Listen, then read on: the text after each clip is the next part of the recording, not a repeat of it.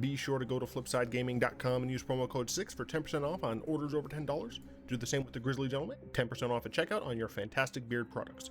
Or you could shop via the TCG Player affiliate link in the description down below to help support the show.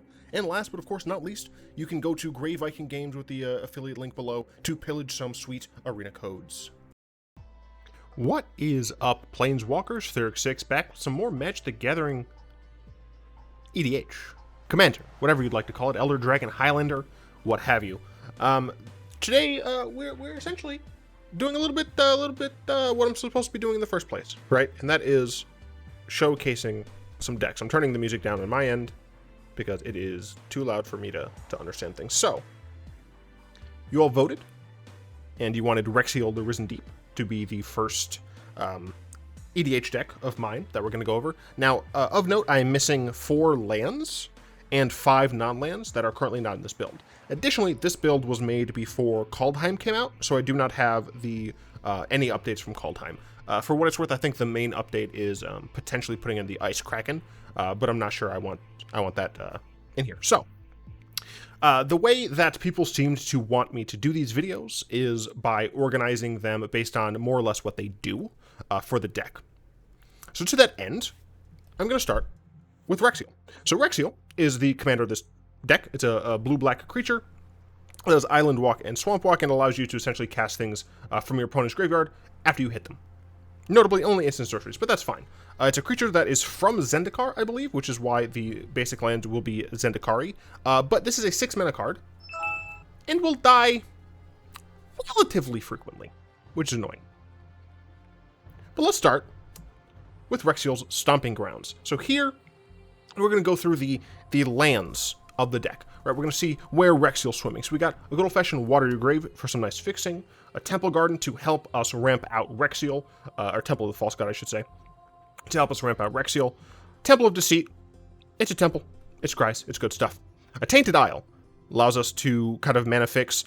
We should always have a swamp, so this is essentially always going to be a duel. Then we have, of course, the nice full art Zendikar lands. These are the ones that I do want to stick with. I do like these arts for Wrexial. We have a Sunken Hollow, more mana fixing, Reliquary Tower. We don't expect necessarily to have a lot of cards in our hand at any given point, but being able to just have access to this when we don't really care too much about our color sources should be fine. A nice Polluted Delta helps us fix. Nephalia Drownyard. Now, we want people to have cards in the graveyard to make use out of Wrexial's ability. Therefore, we have Nephalia Drownyard. Then we have just a bunch of different Zendikar full art lands from across the timeline. You might notice that some of these cards are upside down. These are the cards that need replacing. But yes, the ones that I want a set for is the Swirl Island. I think that this would be the best for Wrexial. Now, once we get to the other cards, you'll know the theme of this deck a little bit more. And the theme of this deck essentially is a Lovecraftian horror theme. We have Dust Mantle, House of Shadows, essentially same reason as Nephalia Drownyard. More fixing, more fixing, more fixing. A nice creature land. Sometimes we want to be able to, get in there. What's nice is that it has unblockable. So, even if we just need to hit something, we have a couple of Cypher cards in this deck. So if we can Cypher that onto Creeping Tar Pit, it's just nice to keep getting it back. Although, wait, I don't remember if Cypher has to be on a creature. Who cares? Command Tower is mana fixing. Command Beacon. Since Wrexial costs so much, we have a few different ways of putting Wrexial back into our hand from the command zone. Because, fun fact, really hard to play this deck if you cannot use your commander. And by hard, I mean the deck still works, but this is a meme deck. This is one of my lower tier decks, and hopefully at one of these days I will go over my ideas for modifying the commander power level things. So next over here we're gonna talk a little bit about the artifacts of power. These are the things that you go on an expedition for and you bring back, and they start giving you dreams of the beyond and shapes that don't necessarily work on your normal Euclidean geometry. We have an Arcane Signet. You slap this on your hand, it'll F you up. We have a Dimir Signet. It's a crazy little thing with the runes on it. If you haven't figured out, these are essentially artifact ramp cards. Mind Stone, it's a literal stone shaped like a brain. It's crazy. Thought Vessel, like for some reason, like you can hold more eldritch knowledge. Fantastic. Basalt Monolith, it's a monolith made of like Basalt. What's more Lovecraftian than that? We have a Skyclave Ruin.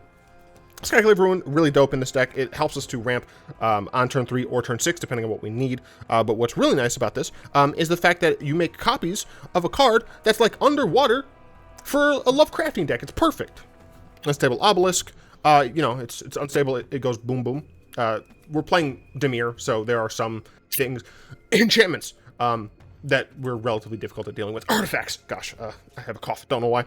Then we have 2 that technically aren't supposed to be here, but Horizon Stone allows me to accumulate mana, so if we can get this down on turn 5, or even later, after Wrexial's been dead, we can kind of just build up mana for a couple of turns and pump it into a Wrexial, which theoretically is nice. We have a Guardian Idol. This one, so these 2 aren't like in the deck inherently because they don't feel Lovecraftian enough. Horizon Stone I can kind of see, like it's a weird stone that like it keeps mana around, and like Guardian Idol, maybe it's like it's a weird statue of an elder being or something like that, but for right now they're just kind of in here. Talisman of the blue-black one is supposed to be in here. I thought I owned a Talisman of the blue-black one, but apparently I don't. I think it's Dominance, but I'm not sure. Yes. So after that, after the weird artifacts that you bring back from your expedition, let's talk about a couple of travelers who hopefully you never see. And by a couple, I mean 1, because they're both the same person. These are mystical beings that can traverse through the planes of reality. Ooh. We have Ashiok Nightmare Weaver. It exiles the top cards of your opponent's library. We have a couple of Eldrazi processors in this deck, which we'll get to in the creatures. So being able to have some cards that they just have in exile is quite nice. And then, of course, this is just something that comes down early in a deck that has a decent amount of high-end cards. And, of course, we have Ashiok Nightmare Muse. Very similar reason. It makes nightmares, which seems perfectly acceptable for a Lovecraftian deck. We get to bounce things. You get to make attackers and blockers, and you just get to cast stuff. It's quite nice. It's quite cool. Now, what's interesting about this Ashiok is the ultimate for it is going to feel different in EDH than it does in your normal 1v1 formats, because you can cast up to 3 cards your opponents own. So it's not just a single person. So if you're exiling, you know, here and there player B, C, and D, right, you can get from any of those. You don't have to choose, all right, I'll choose player B, and I'll get cards from them. Okay. So we met a couple people, and I'm just gonna get this one out of the bag. I didn't have a good place for these 3. We have Confounded Conundrum. It draws a card and it annoys ramp a little bit. This is in here more for the Lovecraftian theme, just because of the fact that like this is something that, you know, your mind's not really supposed to encounter. It's one of the weaker like actual cards in the deck though. Then we have Netherborn Altar. This just helps us put Wrexial back into our hand. The fact that that Wrexial costs so much does mean that sometimes we just have to take the damage. And what's fine about this is we don't really care about losing life. It's kind of all part of the, you know, we lose our sanity to use it. That's our life force. You know, Lovecraft. And then Ominous Seas. Once again, very much just kind of a Lovecraft thing. We get to potentially make some Krakens. We can cycle it if we have to. Yeah, it's fine. So, leading, I guess, from kind of some draw stuff, we'll go to the benefits, right? This is the power that you can get, the eldritch knowledge from these Lovecraftian travels that you go through. We have an Epiphany at the Drown Yard. You go to the Drown Yard to see some stuff, and essentially, it's like Fact or Fiction, except it is more Lovecraftian than Fact or Fiction. Therefore, it's in here. We have a Visions of the Beyond. Yeah, you see some stuff that you're not supposed to. If an opponent has, or if a graveyard has 20 or more cards in it, and there are ways that we plan on milling our opponents, then we get to, just Ancestral Recall. Otherwise, it's kind of a garbo. Primordial Mist. This isn't a direct card advantage card. You know, we don't just draw cards, but it does allow us to, over time, summon forth the denizens of the deep, or the denizens of the far beyond, or whatever you'd like to say. And then, of course, you get to cast those things, which is essentially card draw. Mind's Dilation. Your mind has just been exploded by the information that you've been given. This card is just sick, right? If you've not played with Mind's Dilation, this card's very annoying in a game where you can play 7-mana enchantments, right? So you just get to cast your opponent's spells, and it's great. Mnemonic Deluge, new inclusion. I haven't gotten to play with it yet, but the idea is that you mill the crap out of everyone, and then if there's like a really cool instant sorcery. You just copy the crap out of it, and you win the game. That's the idea behind it. As I said, super recent addition, haven't gotten a chance to play with it. Then we have another card that is technically not supposed to be in here, but it works really nice, very similar to Visions of Beyond. This is Behold the Beyond. So this allows you to just yeet your hand and essentially demonic tutor for a few things.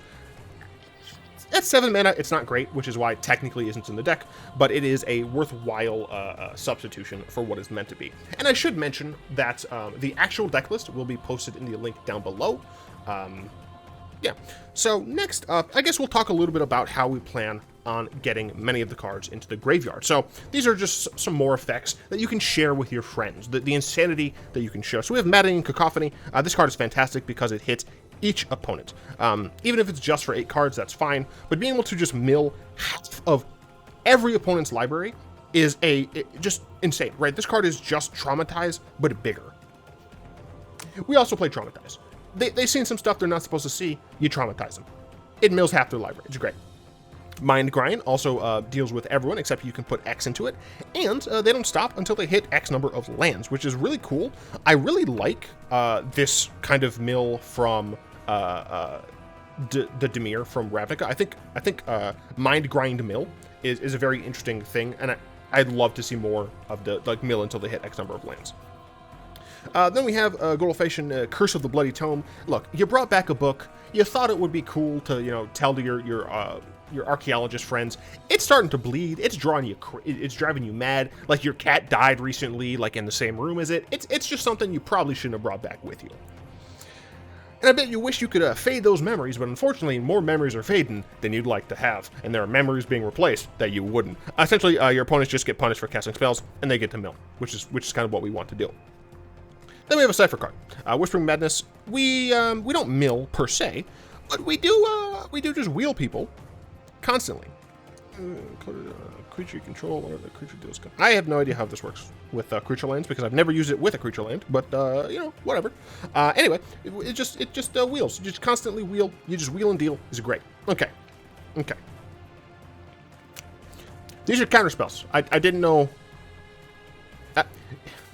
These are some active effects that you can use from your arcane knowledge. I don't know. You can break someone's concentration, or you can do some paranoia. This also mills. Okay, some of these are a little stretched. All right, let's go with the rise from the deeps. The rise from the graves. We have a Whisper Steel Dagger that allows us to cast creature spells. So what's nice is if we put this on Wrexial, we can cast an instant sorcery and a creature, which instant or sorcery and a creature, which would just be pretty sick. With Beacon Unrest, nothing is going to sleep forever. We're going to go ahead and just rebuy some creatures, which is fine. What's nice about Beacon of Unrest is it also hits artifacts. So if we have, say, an unstable obelisk that we've had to use early on to blow something up, and we really need to blow something else up, we can have a very expensive way to do that by beaconing it back into play. And for what it's worth, once again, this is from a graveyard, not just yours. We have an Extract from Darkness. We get some mill on it, and then we just put any creature card from a graveyard onto the battlefield of your control. So it's just a nice reanimation spell. Then we have some removal. Sometimes when you enter these arcane places, you probably shouldn't because you have a chance of dying. Force of Despair. This card is fantastic. I've already used it in other decks. I don't think I've used it in this deck specifically. But if your opponent is just popping off, and they pop off, and you're just like, well, I'm tapped out. But guess what? Just exile a card from your hand, exile a black card, and just be like, no, all gone. Just go away. You can induce some despair as well as paranoia.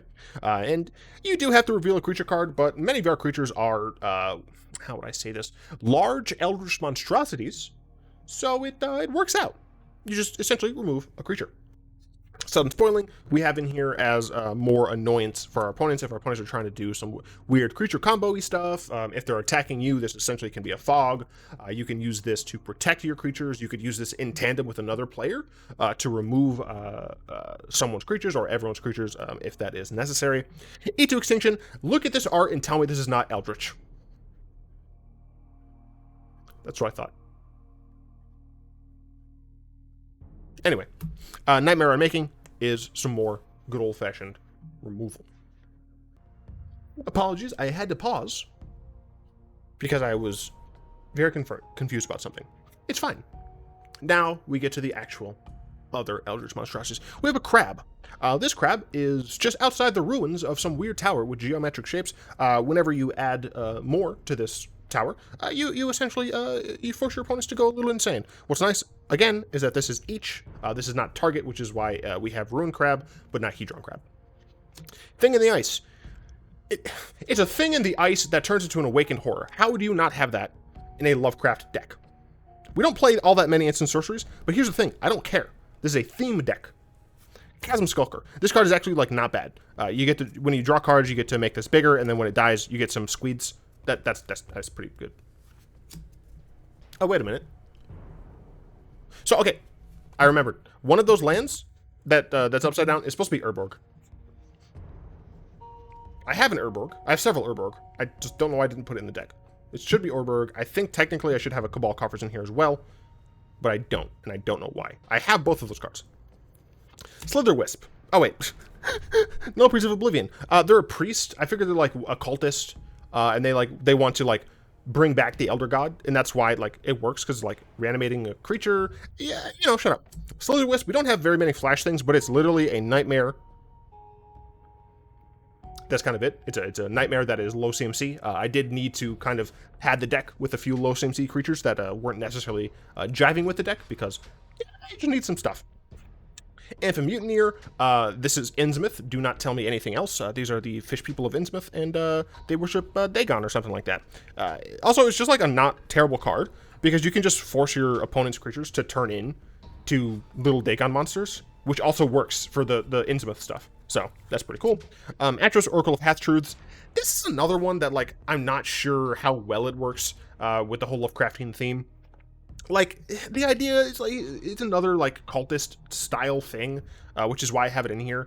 But also it's just like kind of a good card to help the deck. I did stretch a few of the Lovecraftian theme cards so that I could still play a couple of good ones. We have a Necrotic Ooze. If we're gonna be filling up everyone's graveyard, I figure like this is maybe gonna be fine. Also, it's just like a mass of ooze. Maybe it's like one of the Waitleys or whatever.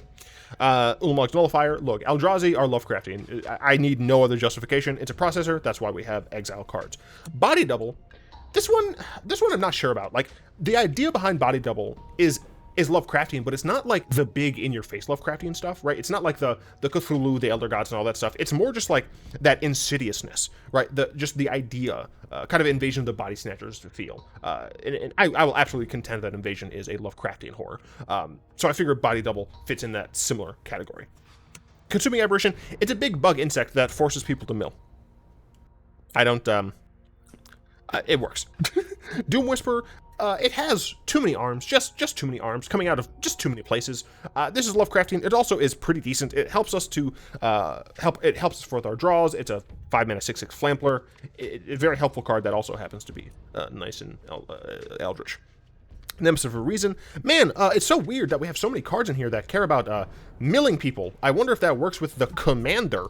Oh, it's crazy. I wonder why we would do that. Anyway. We have one of my favorite arts of all time, literally my desktop background, Oracle of Dusk. It's a processor. You can use it to do things. I'm gonna be honest. This deck is not necessarily like great. I just love Lovecraftian stuff. So, yeah. Ulamog's Reclaimer. It's Eldrazi. It just does things. You can potentially like return an instant sorcery, which is sometimes good. You know. Otherwise. I mean, you could Visions. You could Visions of Beyond, right? Even if it's just for one, and then like you Reclaimer and put a card back from their exile, and that'll make like 20 or something. Look, I don't know. Zereth San.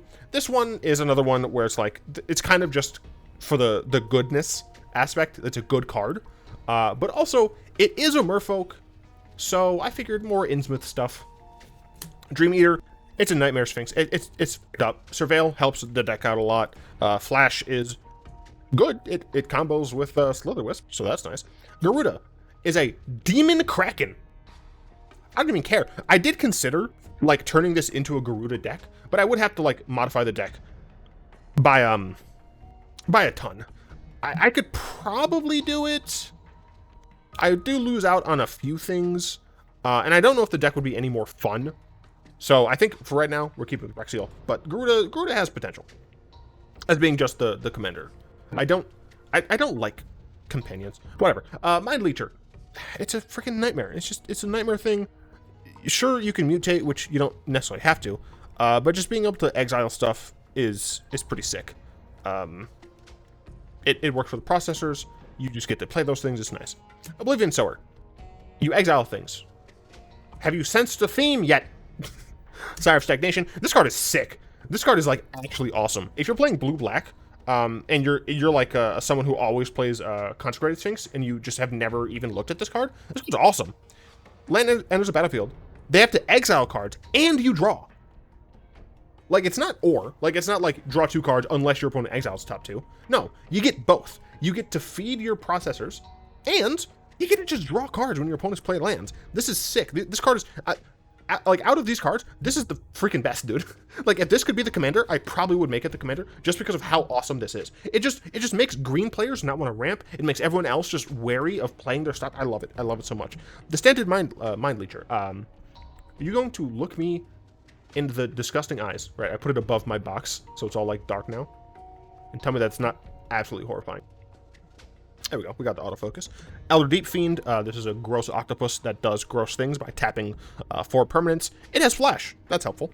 Void Winnower. Your opponents can't even. Yes, I made that joke. Bane of Balaged and Artisan of Kozilek are other creatures that aren't necessarily meant to be in the deck. I plan on making a Kozilek Eldrazi deck, so I don't want the Lovecraftian Wrexial deck to be full of, like, literally full of Eldrazi. So it's difficult. I'm hoping just like as new sets come out, there are a few kind of like creepy-esque things that kind of work but don't necessarily.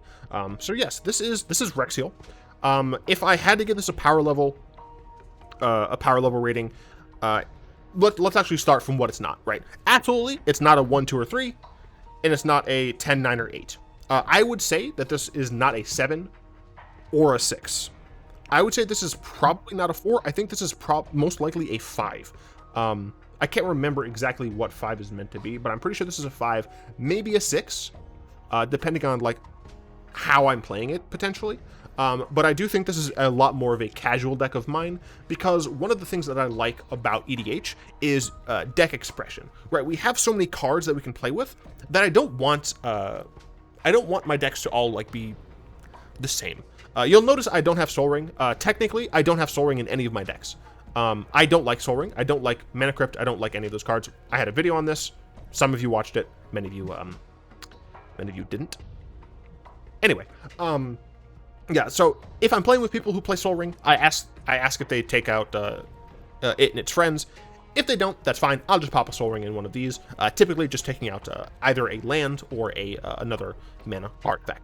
So, yeah, this was the Wrexial deck tech. Please, please, please let me know if there's any style change that you would like to see. I have a box that this is on. It's a light box. You know, I can probably... Yeah, I'm wearing pajamas. Shut up. You see that if you stuck around for the video. It seems to be doing like exactly what I want to. This doesn't have glare on it until it gets to about there. But I would have my deck... Right, like this is where my deck would be, this is where my graveyard would be, and then it doesn't have like essentially any until up here, but that's fine. You know, lands would be down here, most of my creatures here, and then like enchantments can be up here, but even that, it's not too obstructive, right? We do get some issues when we get over to this side, but again, it's not until we get essentially out of frame. So I'm very happy with how this box turned out. I could have potentially made it better. There's a bit of a wobbling issue, but it's fine. So yes, I'm super excited. I will say I've moved my computer completely, so my audio has reset, which is very annoying. I have to like retune my audio again, and I unfortunately didn't have time to do so before making this video. So I look forward to hopefully getting in contact with some other creators and playing some more games. Let me know. Oh, you know what? I will link another poll for you to tell me which commander you would like to see me do a deck on next.